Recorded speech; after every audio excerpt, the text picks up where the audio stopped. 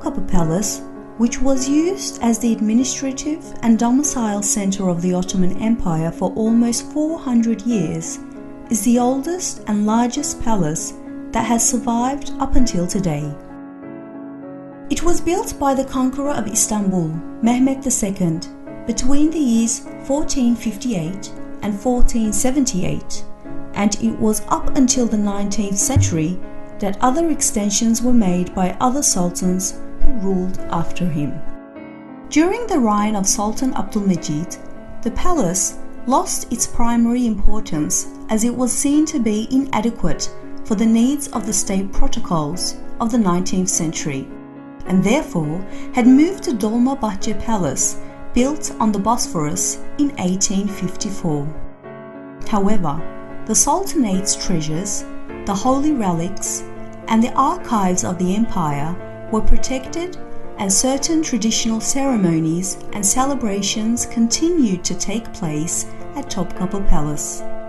Following the abolishment of the Ottoman Sultanate in 1922, Topkapi Palace was converted into a museum on the order of Mustafa Kemal Atatürk on the 3rd of April 1924.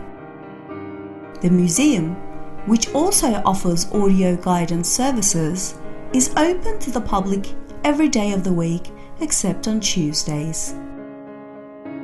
Entrance is located through the main gates called Baba Humayun, which is located on the side facing Hagia Sophia. An inscription written by Ali bin Yahya as-Sufi is placed above the gate. The first courtyard, the parade court. Upon entering through the Imperial gate, one enters the first courtyard. On the left side of the courtyard, the wood storehouse and the caner's hearth had existed. The remains of the administration, jail building, and the patriarchal palace, which were built at the end of the 19th century, as well as the existent Hagia Irene Church and the Imperial Mint, is located on the left side of the courtyard. Hagia Irene, which was built as the Church of the Patriarchate Palace, is the oldest structure within this courtyard. It was built during the era of Constantine I at the beginning of the 4th century. Hagia Irene, which the Byzantines described as the Chapel of the Patriarchate, remained within the Sultanate's walls, which circled the Topkapi Palace following the conquest of Istanbul. And as it was not converted into a mosque, there weren't any significant architectural changes made. As well as various craftsmanships like carpentry, bookbinding, gilding, and leatherworks for the palace, gifts that were sent to foreign states were also prepared in these workshops. The workshop called Hünerveran within the courtyard was transformed into an imperial mint for coining money once the palace was abandoned during the 19th century. On the right side of the first courtyard, there existed the treasury, the Enderun Hospital, the bakehouses for the palace's bread and Turkish bagels, the Hasfırın Mosque, the areas where the wardens resided, and a water gauge which contained the fountain from Mahmud II's era. One of the most interesting corners of the first courtyard was the Fountain of the Executioner, or the Politics Fountain as it is also called. This structure can be found just before you enter through the Gate of Salutation. The woodsheds of the palace were also located in this area. The first structures, the tiled kiosk and archaeology museums, were also located within this first courtyard. The second courtyard, the Divan Square. The two-towered entrance gate, called Babus Salam, which is the passage to the actual palace and also called the middle entrance, has become a symbol of glory of Topkapi Palace and the Ottoman Empire. This was the entrance in which only the Sultan could enter through on horseback, while the Grand Viziers and other state officials would step down from their horses.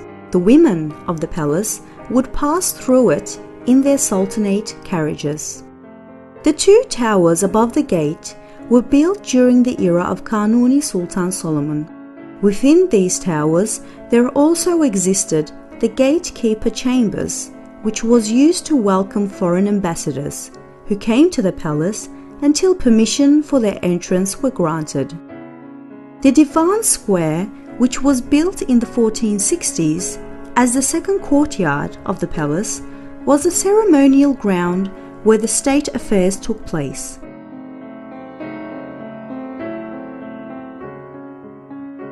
On the right side of this courtyard were the enthronement ceremony called Julus, as well as celebration events, ambassador receptions, and the ceremony of paying the janissaries every 3 months took place, is where the palace kitchens are located behind the porches.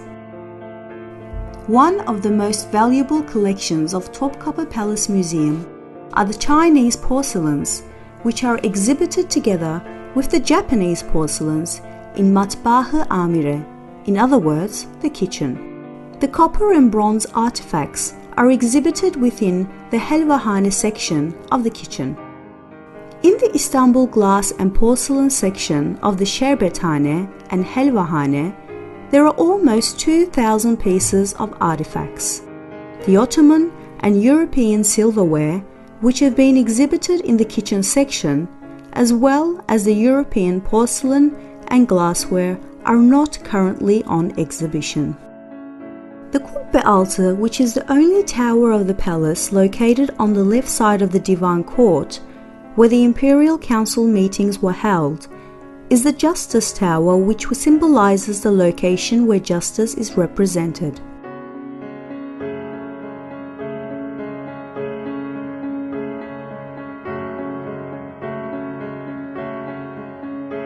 The outer treasury building is located next to the Kubbe Altı chamber, where the artillery collection is exhibited. The artillery collection of the Topkapi Palace Museum, which consists of 52,000 pieces of arms belonging to the Arab, Amavi, Mamluk, Iran, Turkish, Crimean Tatar, Indian, European, and Japanese cultures, is one of the forthcoming collections in the world, with its pieces representing a period of 1300 years. The arms belonging to Fatih Sultan Mehmed, Bayezid II, Yavuz Sultan Selim, Kanuni Sultan Süleyman, Selim II, Mehmed III, Ahmed I, and many other Ottoman sultans, grand viziers, pashas, silahdara, make an indelible impression with their fine craftsmanship and adornments. On the left side of the second courtyard, in the corner of the Kubbe Altı chamber, is where the gate of carts of the harem section is located. On the left side of the salutation gate, there are two fountains built during the time of Sultan Ahmed III, while on the right side there is a prayer facility belonging to the era of Sultan Selim III, and there are huge pillars going back to the early Byzantine era. On the Sultan's path, which leads from the salutation gate to the Gate of Felicity, there is a cistern from the Byzantine era, and on the Vizier path leading to the Kubbe Altı are the stones of salutation. The third courtyard, the Enderun Court. The Enderun Court is like a citadel within a castle. When the doors of the court, which are surrounded by stone structures, are closed, it is impossible to enter into this area. The courtyard, which consists of a 9-decare area, mostly accommodates dormitories. Once through the Gate of Felicity, the first structure located in the Enderun Court is the Chamber of Petitions, or the Audience Chamber. The area behind the Chamber of Petitions is where the Library of Sultan Ahmed III exists, which is located in the middle of the courtyard.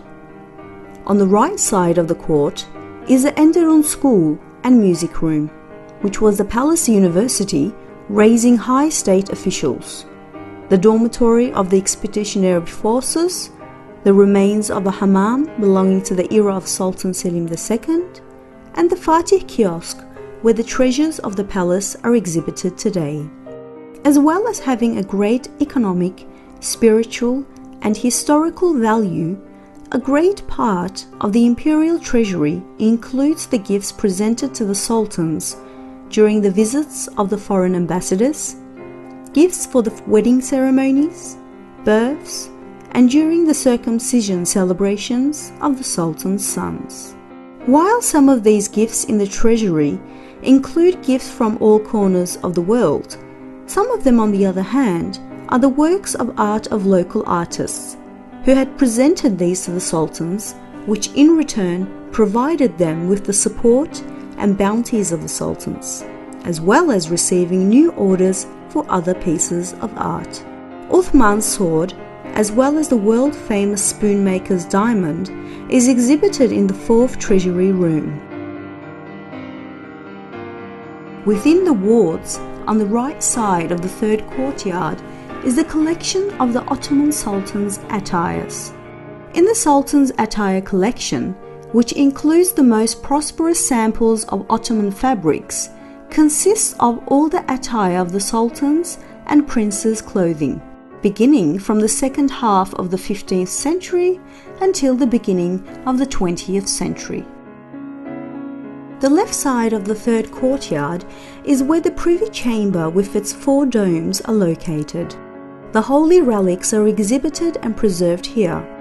Amongst the most important holy relics gathered between the 16th and the first half of the 20th century include the cloak of the Prophet Muhammad, the beard of the Prophet, the case in which his broken tooth from the Uhud war is kept in, his footprints, letters, seal, bow and arrow, the keys of the Kaaba, water spout of the Kaaba, and the casing of the Black Rock. Amongst the trusts of the other prophets and the followers are Prophet Abraham's cooker, Prophet Moses' walking stick, Prophet David's sword, Prophet Joseph's frock, swords belonging to the companions of the Prophet Muhammad, and a shirt, cloak, prayer mat, and chest belonging to Fatima, the daughter of the Prophet Muhammad. Next to the cloak of the Prophet is where the dormitory of the Royal Pages Wing is located. This area exhibits the imperial portraits of the sultans. This collection, which is very valuable in terms of the sultan's portraits, presents the gravures, oil paintings, watercolor paintings, and other paintings on tusks of 36 sultans who have ruled the Ottoman Empire since its establishment in 1299. The 4th courtyard, the Imperial sofa. The area in which the expansive porch of the hall of the Privy Chamber, with its double-lined columns, is the porch known as the Imperial sofa or marble sofa. This area, which consists of a flower garden and a marble pool terrace, is one of the most dearest locations of Topkapi Palace. The circumcision room, iftar kiosk, Revan kiosk, and Baghdad kiosk are also located in the marble sofa. Entrance to the Imperial sofa is through a 3-meter-long stairway from the marble sofa. This area, which accommodates the sofa kiosk and the chief physician tower, is also the flower garden. The Mejidiyya kiosk, garment room, and the sofa mosque are also located on the final terrace facing the Marmara Sea.